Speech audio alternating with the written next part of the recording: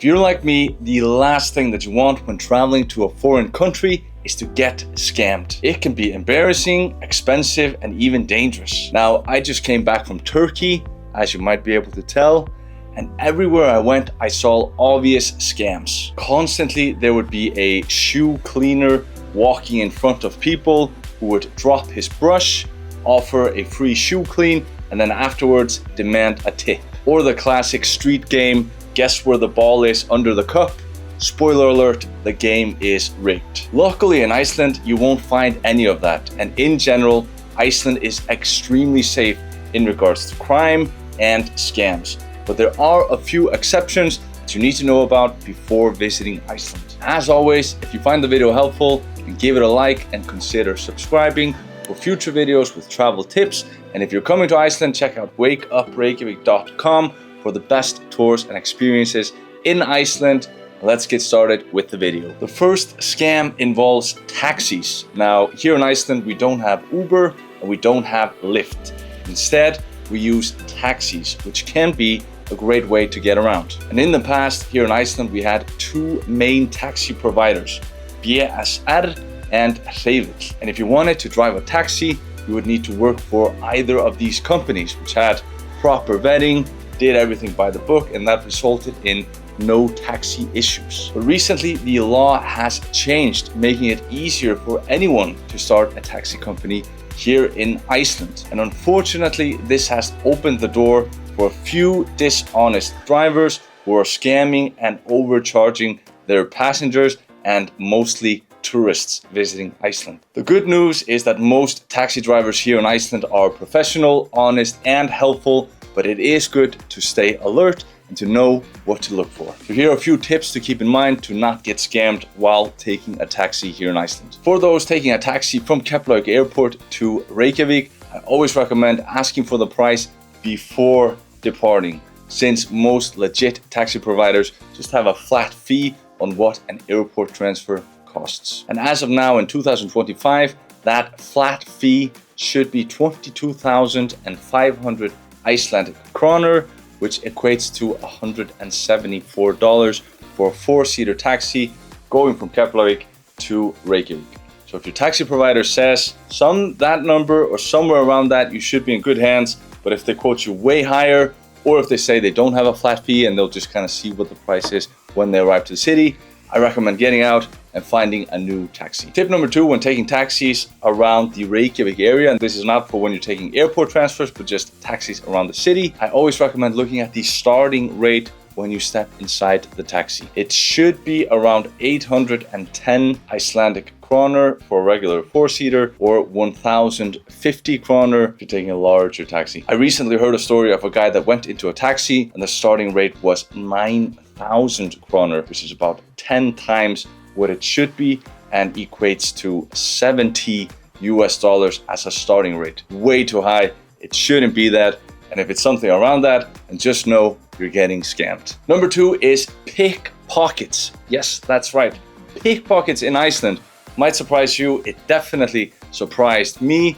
It's a rather new development, and in 2025, for the first time ever, we're getting reports of pickpockets. It is rare, and Iceland still remains as one of the safest countries in the world, but it's still something to be aware of, since travelers have been reporting that in some cases their valuables are being pickpocketed on travel-heavy areas, such as the Rainbow Street in downtown Reykjavik or tourist hotspots like some of the sites on the Golden Circle. Now, I definitely don't want to freak you out, since, like I said, Iceland still remains one of the safest countries you can possibly be in. And in regards to the Rainbow Street, we walk up and down the Rainbow Streets multiple times a day on our food tour, the Reykjavik Food Walk, for the past 11 years, and we've never had any issues. But it's something to be aware of, to not get in the mindset of Iceland is so safe that I can just be careless with my belongings. But as long as you're mindful and careful with your camera and your phone and everything like that, you should be perfectly fine. Number 3 is ATMs and the money exchange at the airport. Now here's the thing, you don't need Icelandic cash while exploring Iceland. Literally everywhere accepts cards or Apple Pay, from Reykjavik cafes to the gas stations in the countryside. And if you ever want to leave someone a tip while in Iceland, happily accept US dollars or euros. No need for Icelandic cash. But the thing is, when you land here in Iceland at our Keflavik airport, you'll see all these signs pointing you in the direction of ATMs or the money exchange, making you think that you'll need Icelandic cash while in Iceland. And here's the scam.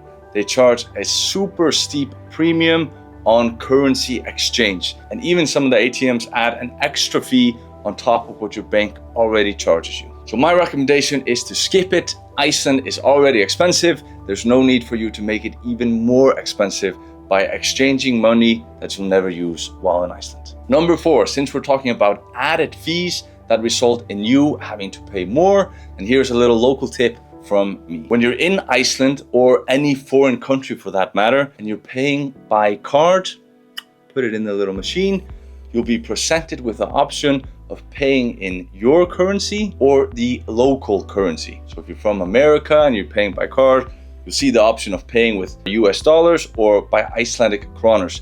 And it can be very tempting to press the currency that you're used to seeing, the dollars, instead of the Icelandic kroner, but it will always cost you less to pick the local currency.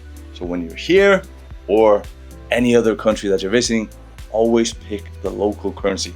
I've done this mistake myself. I've been traveling around.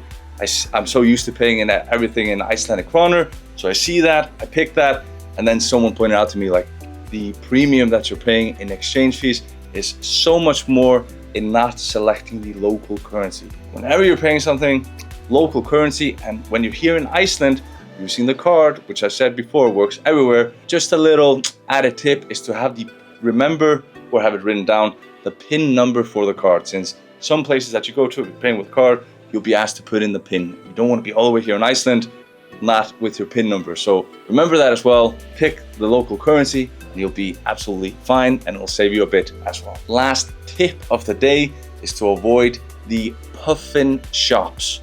Now, what is a Puffin shop? Well, it's the souvenir shops you'll see all throughout Reykjavik.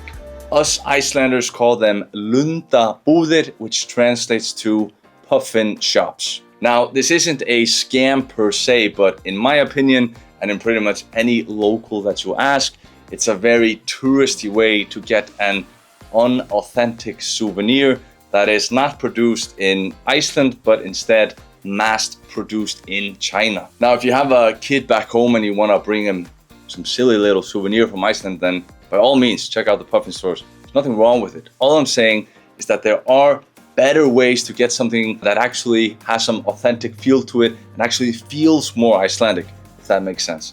And for that, I have 2 recommendations. The first one is the Hand Knitting Association of Iceland. They're located very centrally on the Rainbow Street. They sell high quality hand knitted products like the famous Icelandic lopapeysa, which just translates to the famous Icelandic wool sweater. Unlike some stores here in Reykjavik, all their products are actually hand knitted by Icelandic knitters instead of mass produced in a foreign country. And since it is hand knitted, it means that no 2 sweaters are exactly alike, since it is all handmade.